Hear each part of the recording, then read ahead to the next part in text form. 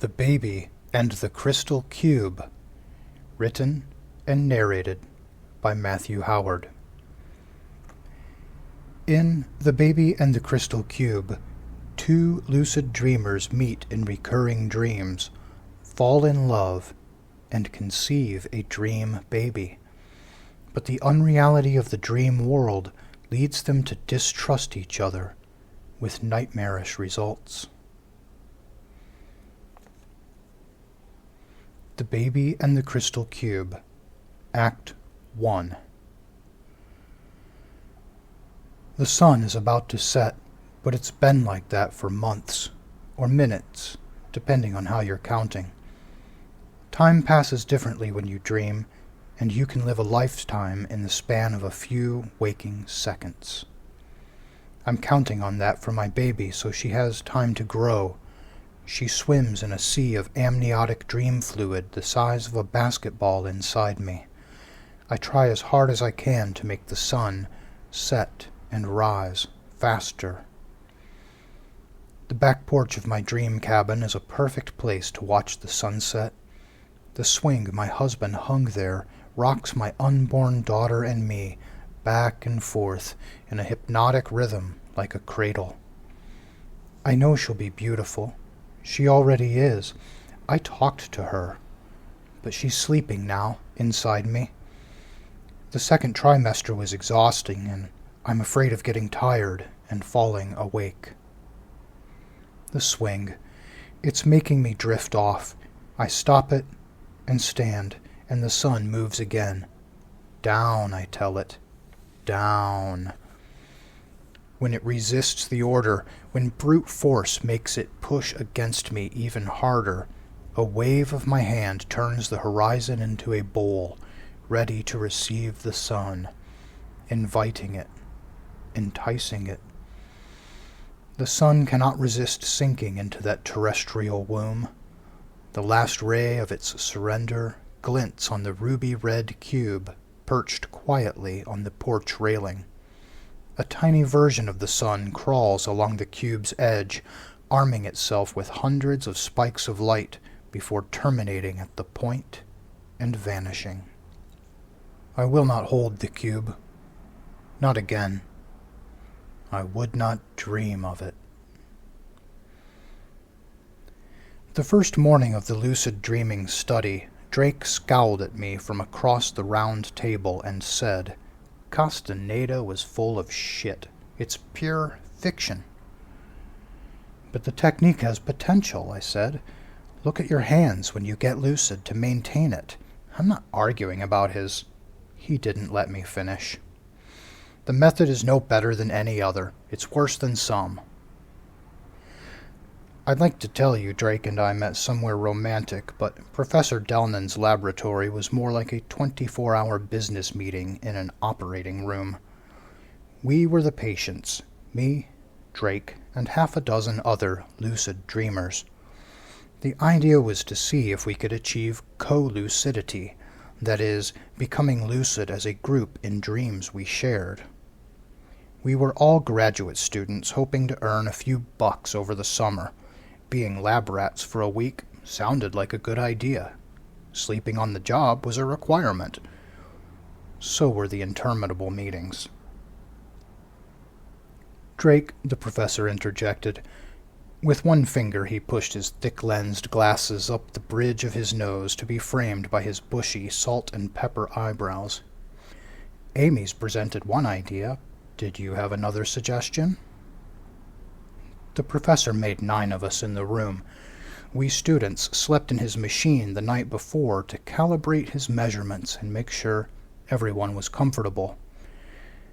He had sat on a platform full of computers monitoring us. We slept in a circle around him, in a ring of 8 capsules wired back to the consoles in the middle like tentacles leading to a central brain. We called the setup the octopus, and the nickname was more than visually accurate. Each of us was like a distributed brain on a network, resembling how neurons distribute throughout the tentacles of the sea's most famous cephalopod. "Forget it," said Drake. "It doesn't matter." We can all agree to look at our hands, or we can all agree to do anything as a focal point to get lucid. But it's not what we do, it's where we do it. You're right, the old man realized. Every meeting needs a location. And every location on a network, said Drake, needs an address. Drake annoyed me, but he was right, and he had a terrific jawline. I suggested the address for our group experiment. Let's make it memorable. 221B, Baker Street, London. Remember when I said Drake and I didn't meet anywhere romantic? I meant the first time we met. London was much more romantic. Amy, is that you? The disheveled beggar who shuffled toward me on the sidewalk would have been more regally robed in thrown-out dish rags than the smelly scraps shrouding his face. But I recognized the voice. Drake? I placed my hand on the beggar's shoulder and sought his eyes. Drake, what are you doing like that? The beggar raised his face to mine, and the cloth fell away. The face was wood and utterly devoid of features, like the posable figurines artists use to model people. I gasped and withdrew my hand. The puppet man stumbled away, as if also frightened. He waved me off with one fingerless hand, like a flipper on his wrist. Laughter and the rapid clicking of leather-soled shoes on cobblestone approached from behind. Not him, said Drake. Me. He ran to my side and bent over, placing his hands on his thighs for support while he caught his breath. Why would I dream I look like that? His tailored suit adorned him in stately black and white from collar to toe. I said, You look like you're on your way to a wedding. It was the most Victorian thing I could imagine on short notice. You don't like it? Down the street, the wooden beggar fumbled the lid on a rubbish bin. The lid clattered along the cobblestones to the horizon. The bin tipped over and spilled all over the stranger's feet. It spewed more waste than it could possibly have the volume to contain. With a pang of nausea, I averted my eyes. They fell on the sign on the door whose stoop we occupied. Look at that, I said. We did it. 221B. I told you. Drake smiled that self-assured smile of his I would later come to hate him for. Let's go inside and check it out. What about the others, I said. Shouldn't we wait for them? Those deadbeats? It'll be a miracle if any of them get lucid at all. I can't argue with that. Sherlock wasn't home, so we snooped through papers he'd left strewn about his room. Then we dreamed our way through London. We rode the giant Ferris wheel that did not exist in Holmes' day. We took a horse-drawn carriage across the Thames and jumped off the Tower Bridge to see if we could fly together. The Queen's Guard kicked us off the tour group at Buckingham Palace for singing Sex Pistols at the top of our lungs, and it was probably the best week of my life. Then we woke up. The morning meeting with Professor Delnan might as well have lasted a week, too. He wanted to talk about everything. Why did only 2 of us meet up? Why not all 8? Did anyone else get lucid without making the rendezvous? What happened in London? Were we sure it was a whole week? Across the round table from me, Drake's face sagged. He slumped over his little paper cup of black coffee and could not muster the energy to sip. The steam fogged his glasses and his hair looked oily. Pointy flakes of dry skin hung trapped in the greasy spaces where his scalp poked through thinning hair. The lab had bathrooms where early risers could freshen up before the meetings, take a shower, and brush their teeth. I had not done any of that or even put on makeup.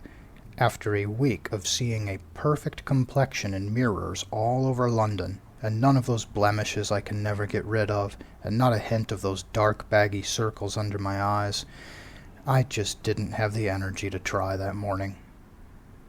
Someone should have put that in the meeting notes. but it never came up.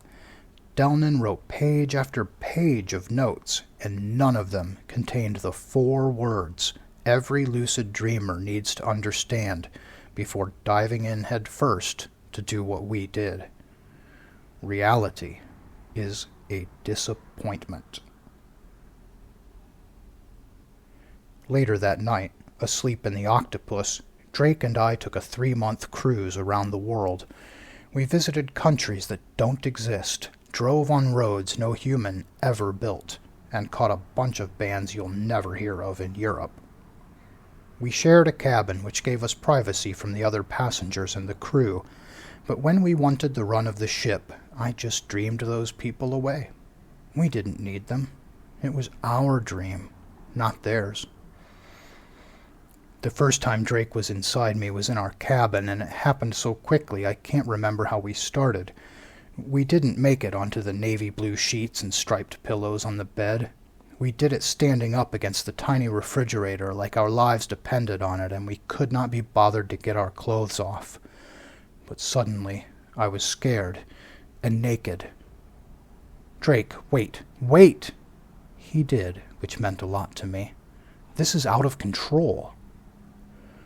He stepped away just far enough to give me space so I could face him. "Amy, wow, what are we doing?"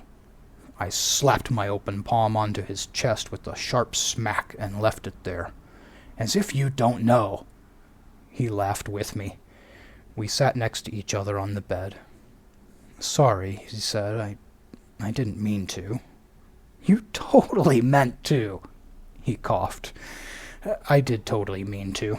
Do we have any more cigarettes on this boat?" "They're not good for you."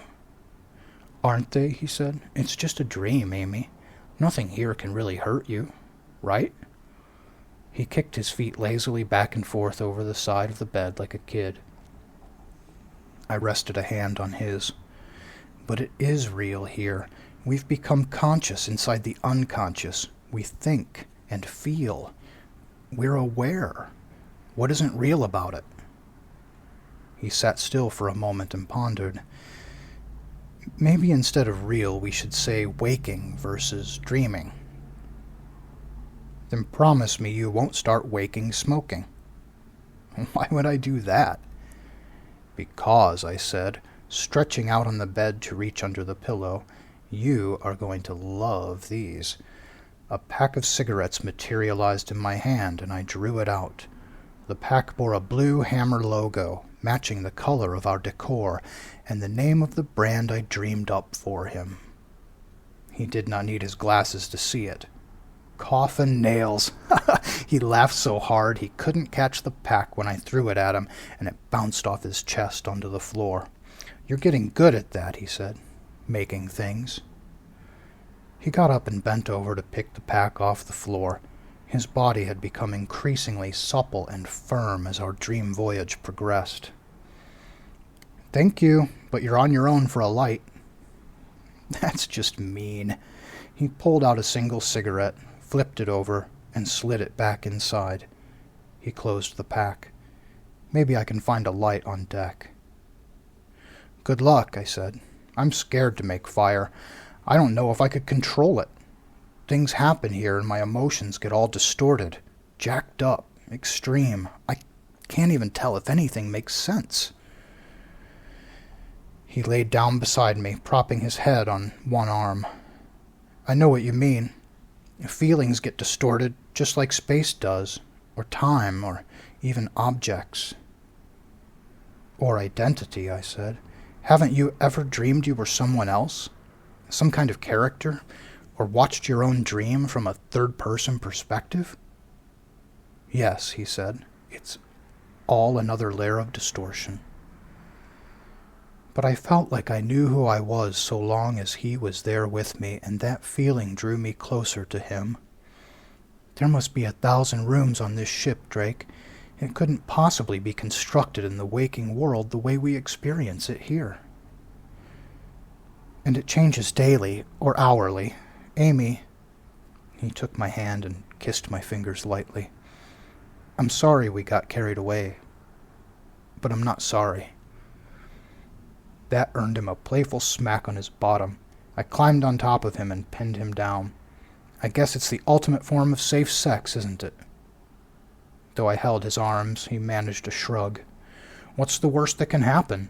We can't get STIs from a dream. There's no pregnancy scare, no complications. It's at least as safe as smoking your imaginary coffin nails. Did you just compare sex with me to smoking?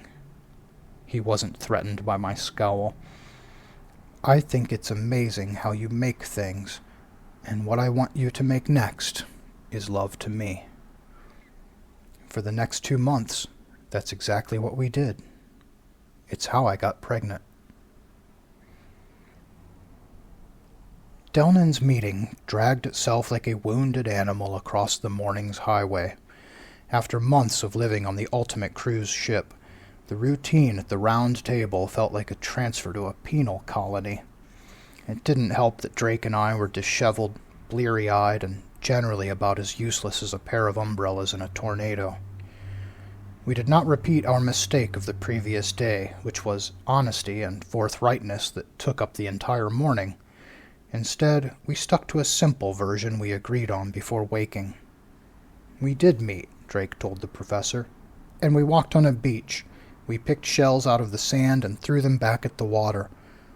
Then we were running through the surf like a couple of kids, and that's the last I remember.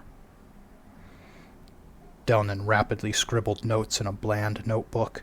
Its monotonous pages matched the dull color of Drake's coffee cup and the blasé acoustic ceiling tiles, the boring whiteboard with faded scraps of things once written and half erased into ghosts of dreams you can't quite remember. I felt like I was about to puke. The professor wanted to know all the details about the beach and the shells we threw. I rubbed my eyes while slurring out details that sounded vaguely dreamy. The other students must have hated us, getting all the attention for co-lucidity while they reported a mundane parade of archetypes, fantasies, and cigar-shaped objects. One of them reported she made something out of nothing in her dream. I sure as hell wasn't going to bring it up. I wanted to go back to sleep. When I arrived at 221B that night, Drake wasn't there. I sat on the front steps in a white dress that would have turned heads at a Renaissance fair. I'd filled it with an overflowing mass of cleavage I simply didn't own in waking, and topped it off with a hairstyle that was physically impossible. A massive bun gathered in curls on the back of my head and spilled in meter-long rivulets twisting in the sullen London breeze. The city was too dreary. I drew my hand across the horizon and cleared the clouds completely. They revealed a sun which shone with a brightness and clarity rarely seen in England's green and pleasant land of soul-crushing drizzle. There, sunny London. Just right.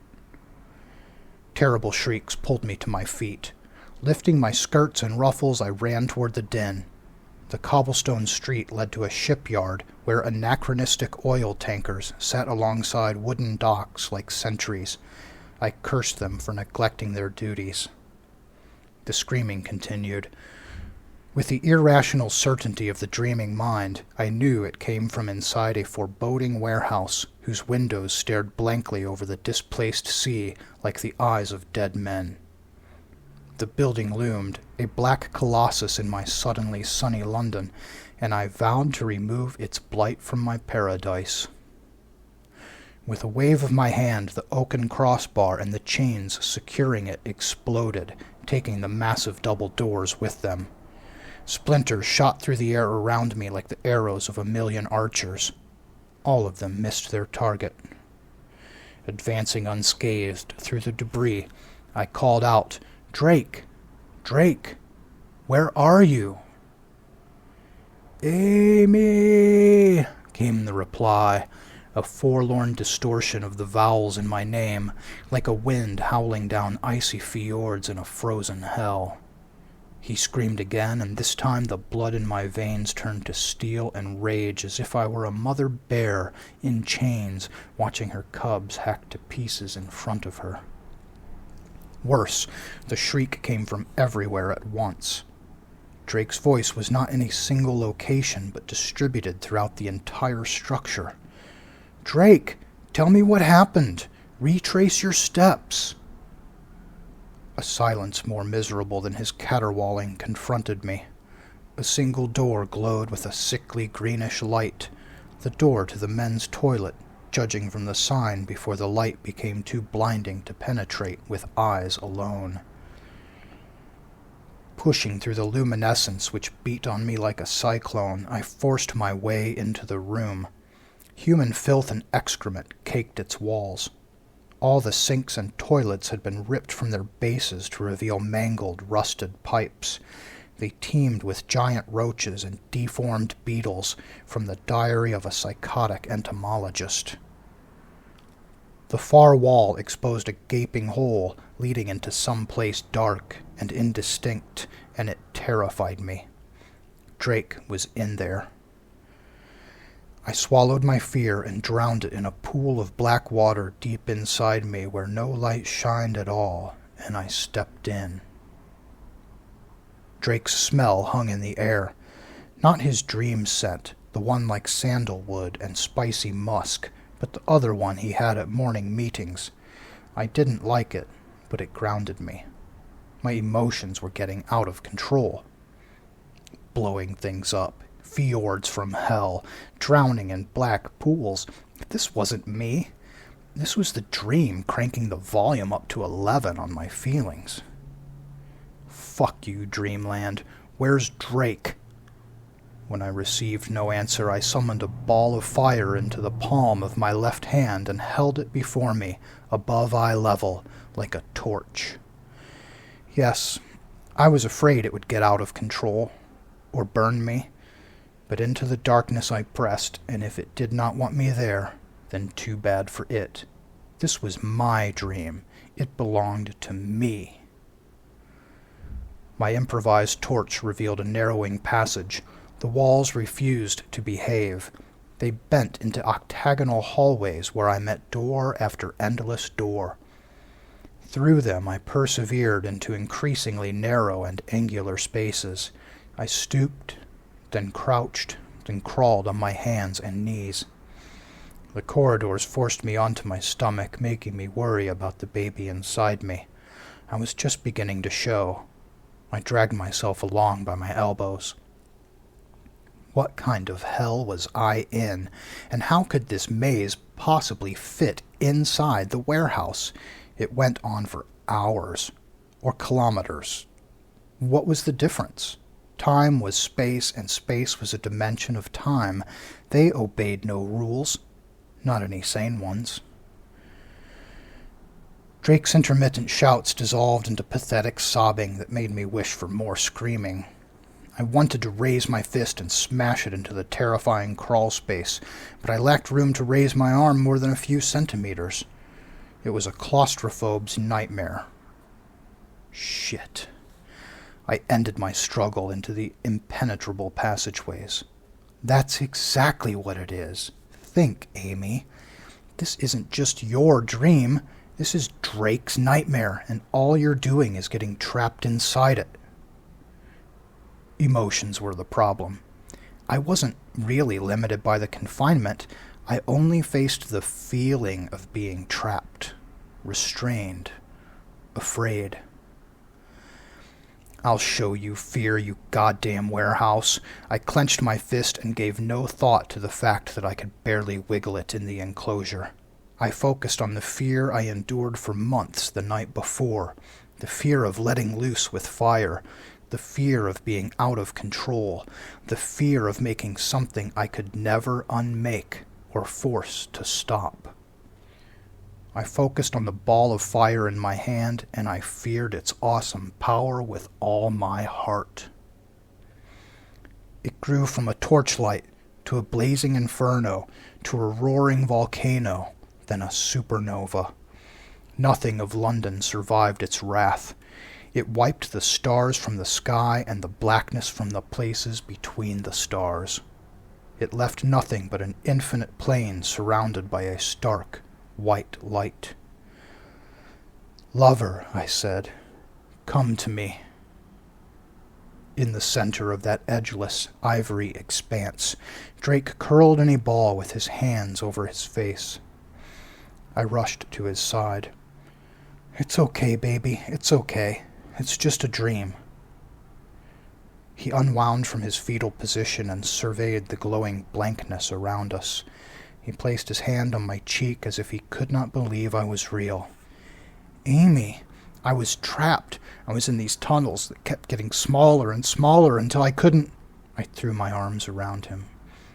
"Drake, I love you so much." I think he believed it. Sadly, so did I. After the morning meeting with Professor Delnan, I went to Drake's apartment for the first time. It was a sparse little studio you'd expect from a broke graduate student. A mattress on the floor, posters framed on the wall, not tacked up, thankfully.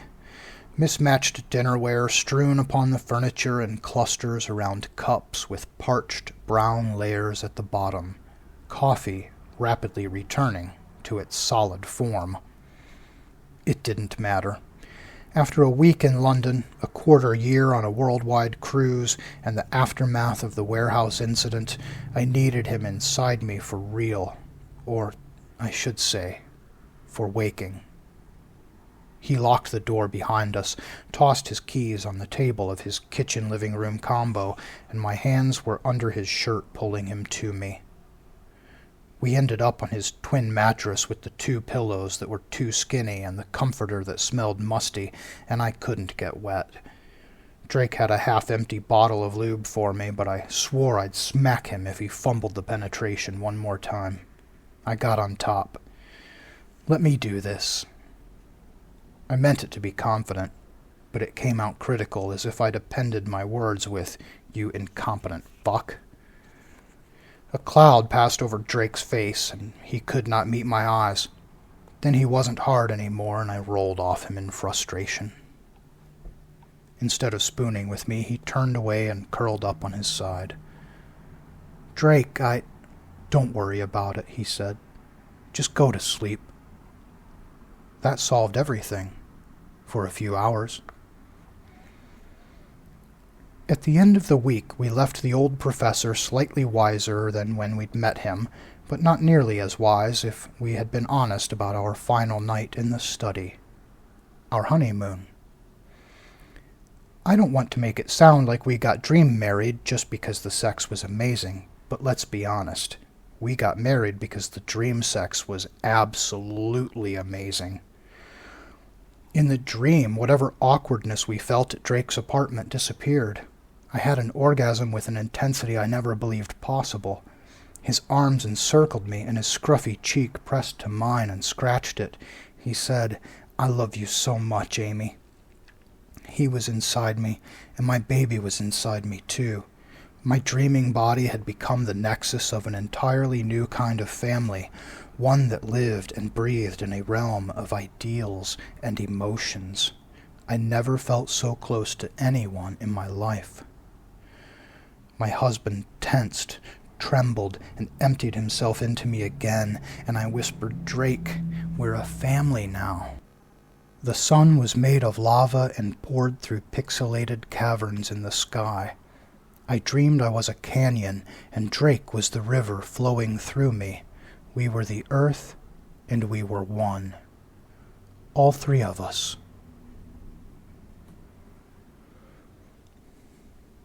The Baby and the Crystal Cube, Act 2. Shackles bind my arms to chains that lead to iron rings set in a stone wall. Its clammy surface drips with a fungal slime. Between this wall and the one across from me lie 2 meters of bare stone floor. 3 meters up, metal bars cross each other in a grid to let light through the single window for a few hours a day. It used to be that I could see the treetops of a distant forest, but Drake tore them all down last week in one of his tirades across the countryside. To my right, another wall. To my left, a prison door of metal bars. Even if I had a key, I couldn't reach it. Beyond it stands another slimy wall that fades quickly into darkness down a corridor I can't see. The hinges creak on the door at the end of the hall. Leaden footsteps pound with the weight of elephants. They come closer until he stands on the other side of the bars. He carries a tray of food, a cream-colored slop that drips off the edge. I greet my husband. "Drake, you sadistic fuck! Let me out of here!" The monster throws the tray to the floor outside the cell. He roars at me and beats his chest. He looks nothing like the man I loved. His face resembles a gorilla's, and black hair covers his body in a dense mat. He must weigh 150 kilos by now, but there's something childish about his misshapen eyes, and his aggressive display irks me like a 2-year-old's tantrum. I scream, "Look at what you've done to yourself! You can't even hold on to your identity anymore!" He grips the bars on the door in a rage, like he's trying to tear them out of the wall. The bolts creak where the bars meet stone. I know he can tear them off. I've seen him do worse. He just needs some encouragement. "Then you throw my food all over the goddamn floor, you fucking idiot! No wonder I can't love you!" The bars bend in his hands. He bellows so hard I can feel his rancid breath on my face. It smells like cigarettes. "That's right, you incompetent moron. You can't even run a dungeon properly. You are useless." The building trembles and the bars strain against their housings. Stupid and weak and useless. The ropes of ape-like muscles swell in his arms, and the entire door rips free, taking chunks of the wall with it. I turn my face away to shield my eyes. His grip encloses my head like a ball of 5 hairy pythons. He almost snaps my neck. The honeymoon is definitely over. Things started to go wrong the day the study ended. After we finished our exit interviews, I spent the night at Drake's. I dreamed about my baby. She grew inside me like a new organ, like an unfolding flower, someone who was me, and yet not me. Of all the things I'd made in the dreaming, she was the most wonderful.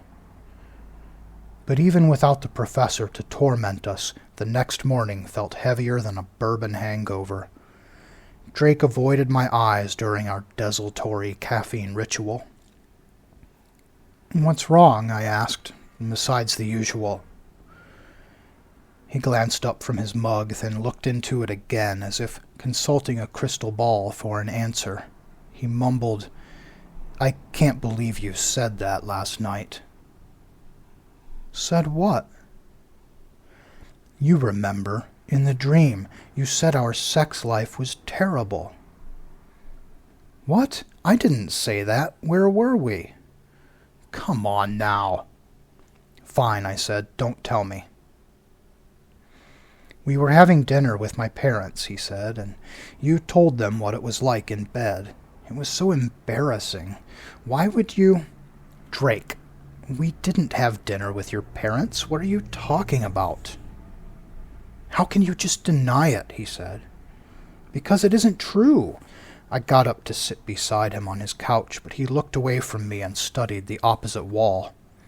So I stood by the coffee maker next to the sink and thought for a minute. "Listen, Drake, how do you know for sure it was me? Don't you dream about other people all the time?" "What do you mean?" "I mean, how do you know this me at your dinner party was the lucid me, and not just some dream image you conjured up like everything else?" He set his mug on the low table in front of the couch and placed his forehead in both hands. "Amy, that is so fucked up." "But you have to admit," I said, "it's at least possible. And, I should think, a lot more possible than my lying to you, after all we've been through." Later, we tried waking sex again. I couldn't get off. Instead of bringing us closer, it just upset him more. If I had thought about it for a couple days, things might have ended differently. But we just went to sleep as usual. It made everything better before. Why wouldn't it work again? I had not considered Drake's insecurity was a kind of fear. When people are scared and insecure, they try to make themselves feel better by seizing control of a situation.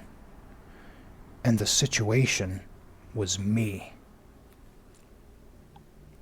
That night, we spent a week building a cabin where we could watch sunsets from the porch, swing with our baby, and rock ourselves until we fell awake.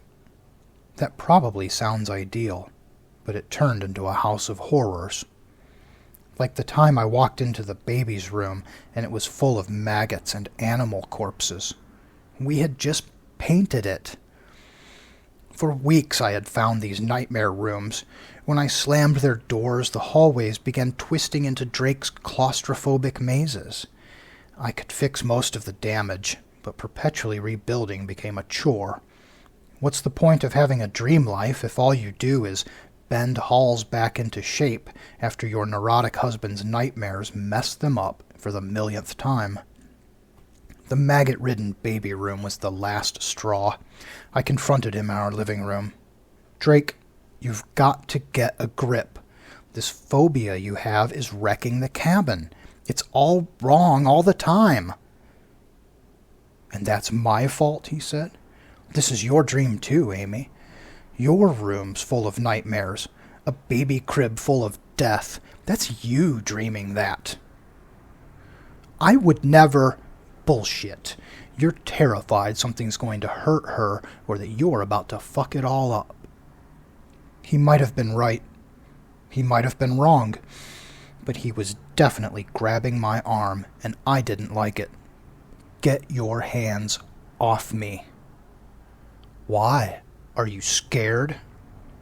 Fear ran through my bones like a cold electric current. My powerlessness angered me. My wife was a complete bitch. Wait. I am the wife. I slapped his face. Let me go. He hit me back with a closed fist. You like it rough? He shoved me backwards until the wall stopped us, and his body pressed against mine. Is that what gets you off? I pushed back, but he was heavier than before. Bigger. Hairier. Damn you! Drake answered not with a curse, but a savage roar. His body and his face changed, transforming into something stronger and more brutish, like a Cro-Magnon devolving into his primate ancestors. He pinned me to the wall and tore at my clothes, and I feared for my baby. I felt what Drake felt, frightened by a loss of control and angry. With impossible strength, I pushed him away. He flew backwards like a missile into the wall. It caved at the impact like a moon crater, and a chunk of the ceiling the size of a semi-truck fell on him. The house groaned.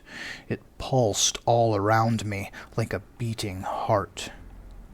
Deep in its labyrinthine rooms, nightmares blossomed and bore terrifying fruit. As the dust settled on my buried husband, I shut my eyes and turned my attention to the cabin. Every door on every room slammed shut and locked at my command.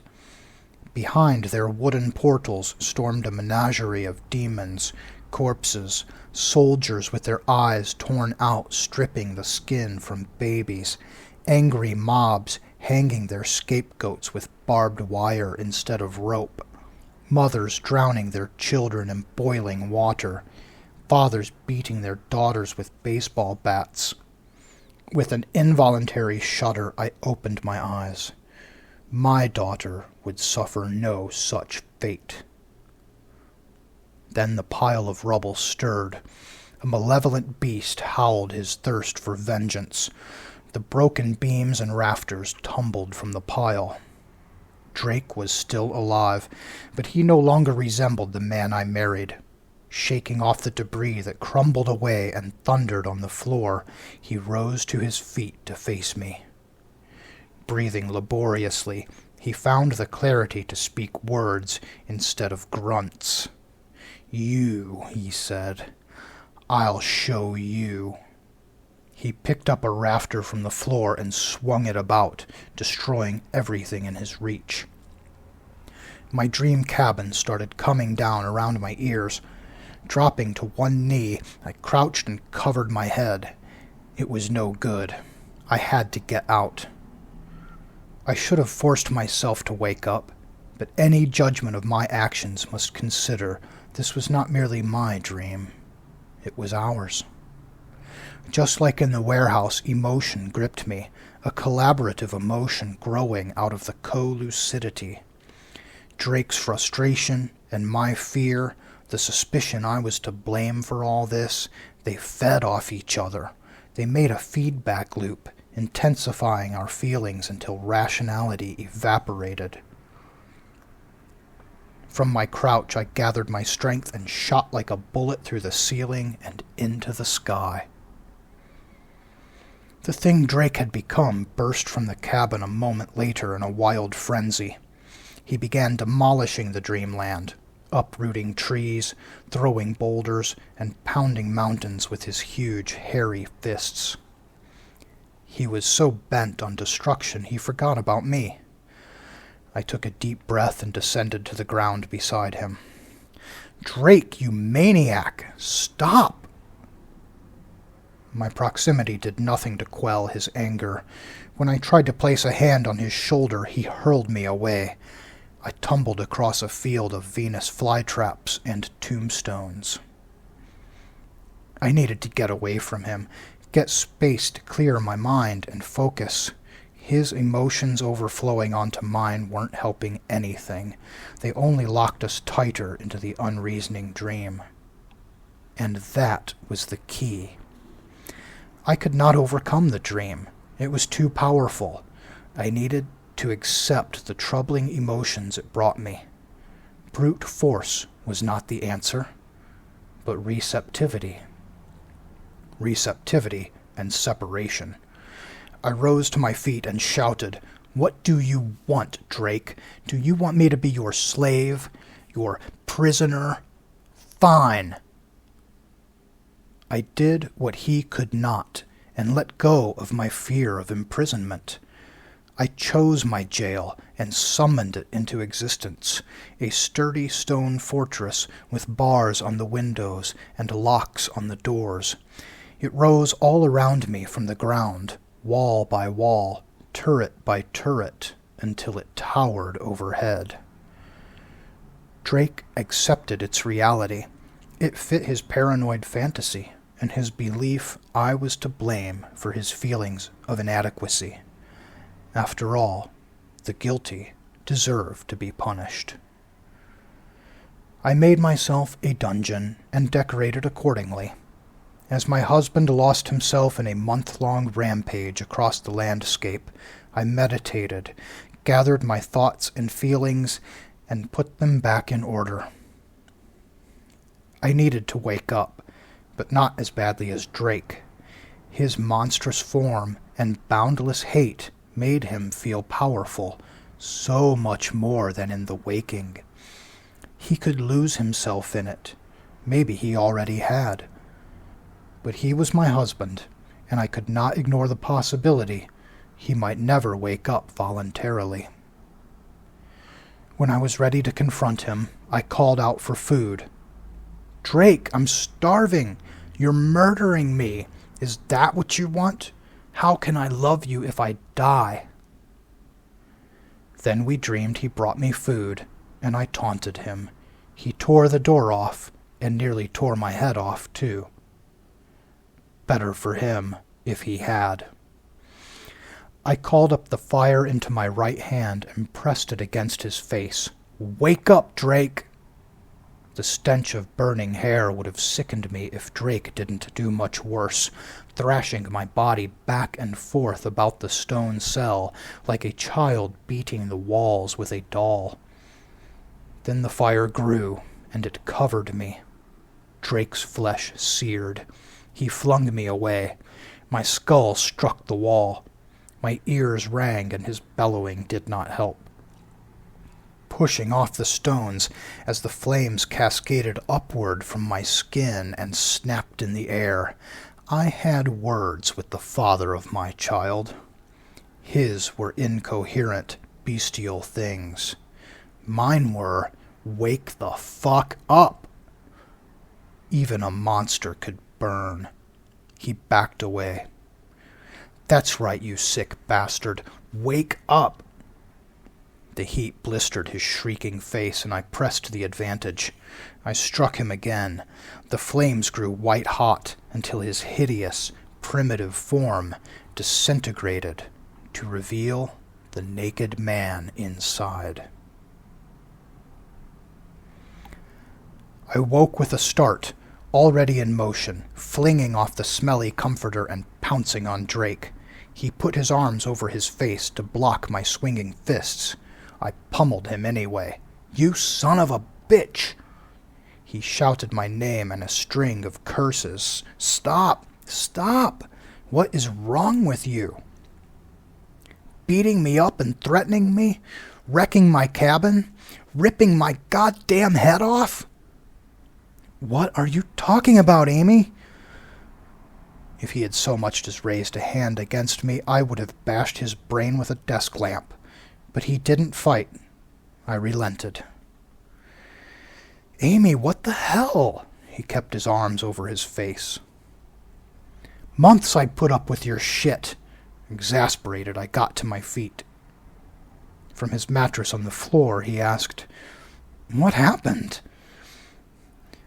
I told him, and did not finish half of it before he denied it. "This is the same thing that happened yesterday," he interrupted. "Just like when I thought it was you at the dinner party."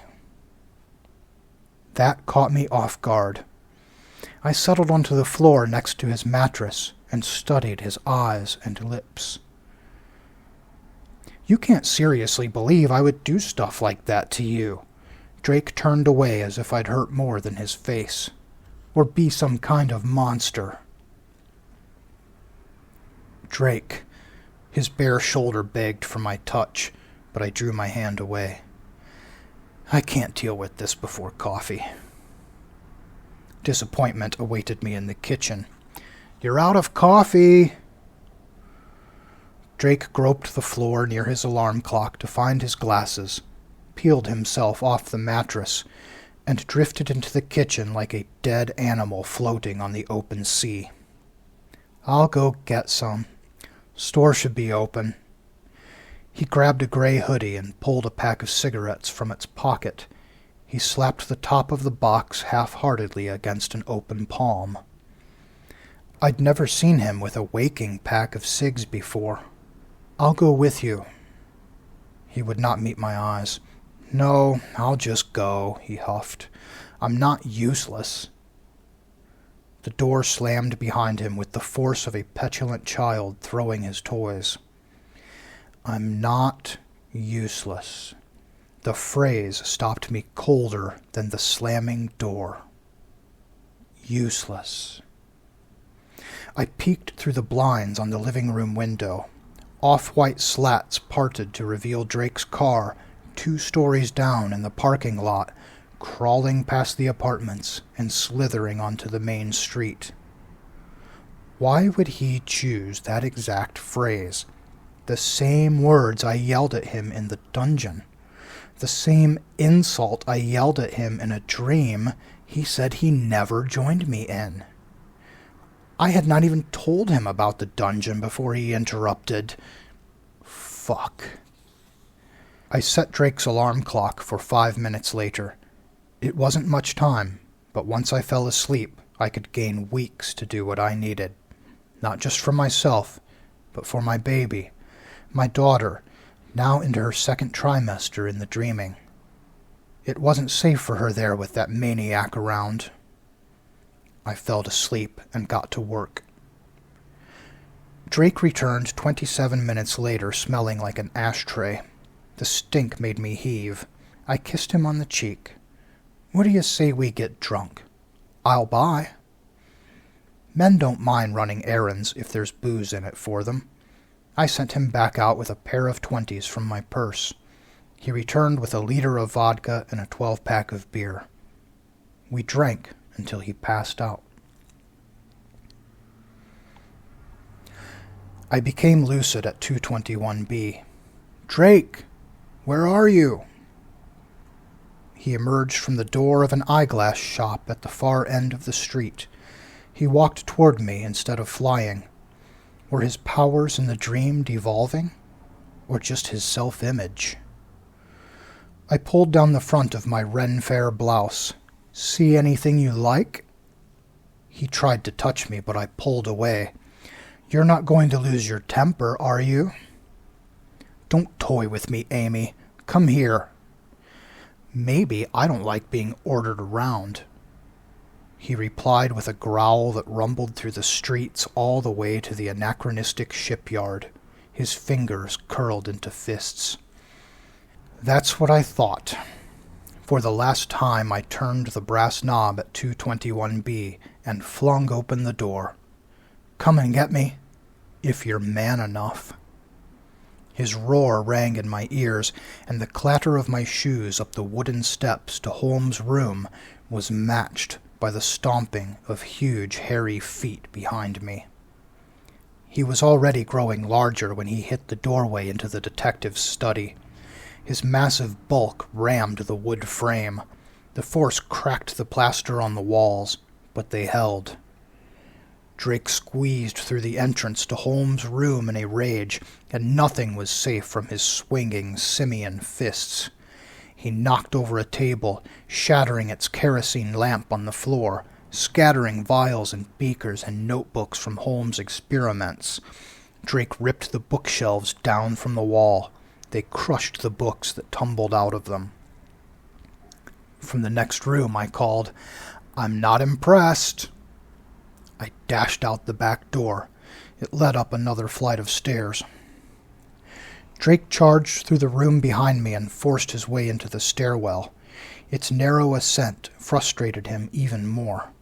The steps went up for half a kilometer, where they angled off to some unseen destination. "It's getting tight in here, monkey boy. Why don't you go back the way you came?" His fear of the enclosure overcame his rage, and the monster twisted his head around to peer over his shoulder. I waved my hand in a circle and drew it into a fist. The staircase behind him sealed shut. "Amy!" he shouted, and charged. I abandoned running and flew up the stairwell faster than he could climb. At the turning point, a door led into an even narrower tunnel with uneven, reflective sides, an octagonal tube of mirrors. My image appeared on 1,000 surfaces. Drake huffed outside the door, flexing his gorilla nostrils and breathing heavily. "You can't trap me here," he said. "I can just wake up." "Can you? Why don't you try?" The twisted grimace on that ape-like face would have been comical if not for the storm of fear and frustration that blew up in his eyes. "Go ahead, big man. Wake up." He smashed his fist into the wall, which did not crack.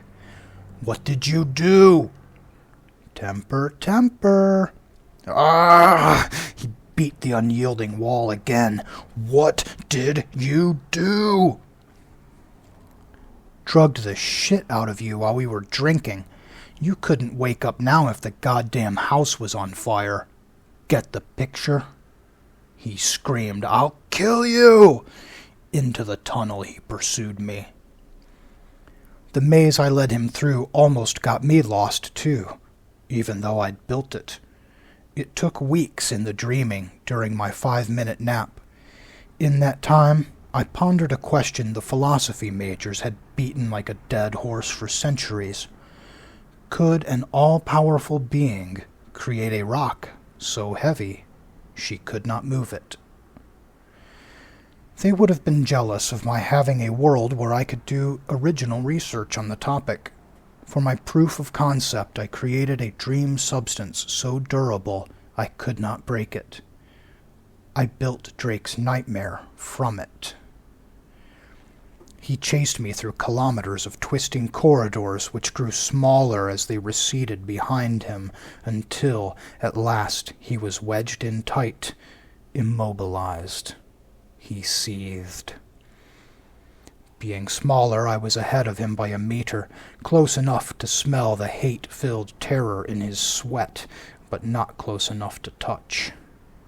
I pressed my back to the wall of the dead end I'd led him to. "This is where I get out." His unearthly throat poured out a stream of pre-linguistic curses from a species of brutes. "It's too bad it had to be like this, Drake, but I have my daughter to think about. Goodbye." The wall behind me swung open like a hatch. I leapt into damp London air and slammed the hatch closed. Lifting my arms, I summoned 4 sheets of ruby-red crystal down from the gray sky.